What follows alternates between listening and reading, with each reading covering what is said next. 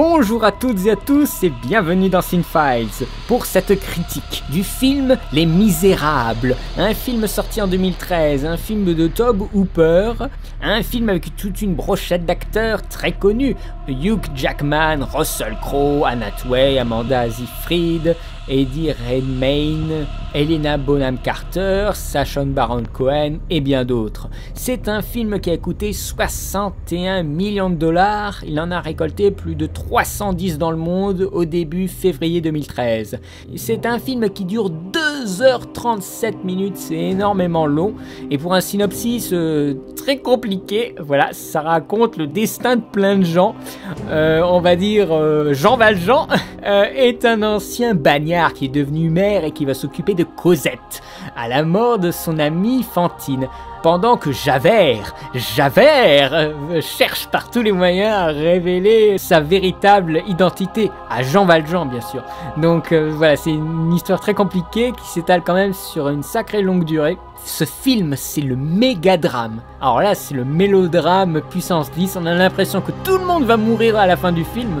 Voilà, c'est une comédie musicale, de façon de parler, hein, plutôt musicale que comédie musicale, mais c'est plutôt dans le genre comédie musicale, très humaniste, je sais pas trop quoi en penser, parce que ça m'a vraiment surpris, je ne savais pas que ce film serait chanté de A à Z. Je pense que là il y a un véritable signe de manque d'inspiration, la non-écriture de dialogue justement. Au bout de 15 minutes de film, on commence à comprendre que le film sera entièrement chanté et jamais parlé. Faut quand même lui reconnaître qu'il y a des morceaux chantés qui sont assez puissants. Hooper ne laissera aucun répit à nos oreilles. Mais je pense que ce qui a séduit avec ce film, et c'est pour ça qu'il a aussi bien fonctionné dans le monde, c'est qu'il y a un aspect opéra. Un aspect opératique, cet aspect qui aurait été supprimé s'il y avait justement l'insertion de textes parlés.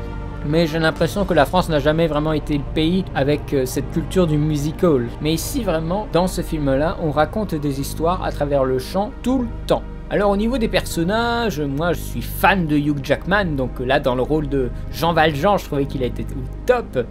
Celui qui est par contre moi au top, c'est Javert, c'est Russell Crowe, qui présente quand même des sacrées faiblesses. Sa voix est beaucoup plus faible que ses collègues, alors il essaye de compenser par sa présence dans les scènes, mais des fois ça marche pas trop bien. Ses capacités vocales sont un petit peu réduites. Il joue très très bien, mais il chante très très mal. Ça fait d'ailleurs très bizarre de voir Russell Crowe chanter. C'est un peu le maillon faible du casting. Il a bien sûr la prestance de l'uniforme, mais la voix, ça ne marche pas. Je crois que d'ailleurs on peut être assez agacé à un moment, car on a l'impression comme ça que le film est tourné comme un film normal, mais c'est du chant qui sort de la bouche des personnages. Au bout d'un moment, ça devient agaçant, parce que je le répète, ce film est long. On a l'impression aussi dans le film que c'est long, il y a quand même des longueurs. Chanter, bien entendu, n'oublions pas, hein. Par contre, il y a, je pense, quelque chose qui est vraiment indéniable, et là tout le monde est d'accord sur ce point là, et moi je suis aussi d'accord, c'est la performance d'Anne Hathaway. Alors là, en rôle de Fantine, une couturière contrainte à la prostitution, elle vole la vedette à peu près tout le monde dans le film, elle est là pendant 20 minutes, mais alors pendant ces 20 minutes, on passe tout le monde dans les oubliettes. J'avais lu une critique qui parlait de performance angélique, ben là c'est vraiment le cas, elle domine tout le monde, elle déploie vraiment son talent d'actrice et de chanteuse. Après avoir fait Catwoman, ben là elle nous sort un rôle complètement incroyable, et là ça peut arracher quelques larmes. Alors au niveau de la mise en scène, bien sûr c'est une superbe musique que nous avons là. Une chose très intéressante, c'est que les acteurs, ils ont chanté en live. Ils ont chanté avec des oreillettes pour guider par rapport au rythme et à la musique qui avait été orchestrée en piano. Donc l'écouter avec des petites oreillettes et chanter sur scène directement. Donc ce n'est pas de la post-synchronisation labiale, c'est vraiment en direct, et après ils ont rajouté des orchestres. Et l'effet est plus authentique, c'est plus naturel. S'il pleure dans le chant. Ça permet une plus grande liberté dans le jeu d'acteur, et bien sûr ça a plus de force. Et du coup, il y a un travail important de mixage entre la voix et les musiques rajoutées. Quand on fait ce système-là pour le chant, eh bien il y a la mise en scène qui doit s'adapter. Il y a des plans qui sont très longs sur les personnages qui sont en train de chanter. On ne veut pas les couper, il faut que l'émotion reste. Il y a un non-découpage. Mais des fois, c'est justement au contraire, c'est très découpé. Et c'est des fois un petit peu dérangeant. Le montage aurait pu être plus lent encore. Je dis pas plus court, Parce que déjà 2h37 c'est long, mais peut-être un petit peu plus lent, un petit peu moins de découpage. Mais dans l'ensemble, c'est un film qui est assez beau. Et ça, c'est un film, je crois, bien tourné en numérique, donc des fois ça gêne un petit peu. Il y a des fois des mouvements de caméra un peu acrobatiques.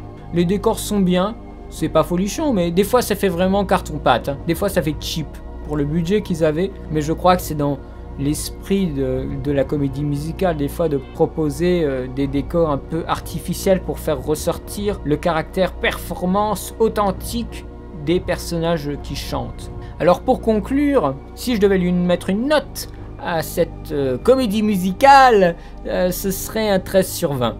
Mais je pense que c'est un film qui a déjà son public, qui n'arrivera pas facilement à convaincre des gens qui sont déjà très réticents à la comédie musicale. C'est peut-être un genre qui est très peu exploité aujourd'hui, donc qui va quand même intéresser les gens, ne serait-ce que bien sûr pour le fait que ce soit une adaptation, voilà, Les Misérables. Au cinéma, c'est un grand prestige, donc les gens vont quand même venir en masse voir ce film. Ça reste un blockbuster émotionnel, avec des explosions de romance et des tirs de larmes en rafale. Voilà, je pense qu'on peut le résumer comme ça. C'est quand même assez étrange, parce que nous on n'est même pas capable de faire un truc qui est autant de classe que ce film-là. C'est vraiment que là, nous, le français, mais on a une étroitesse d'esprit au niveau de la mise en scène des choses. On n'arrivera jamais à dépasser ça. Hein. Non mais c'est incroyable ça. J'étais assez emballé comme ça quand j'avais terminé le film, mais je me suis dit que jamais un Français aurait fait une mise en scène pareille.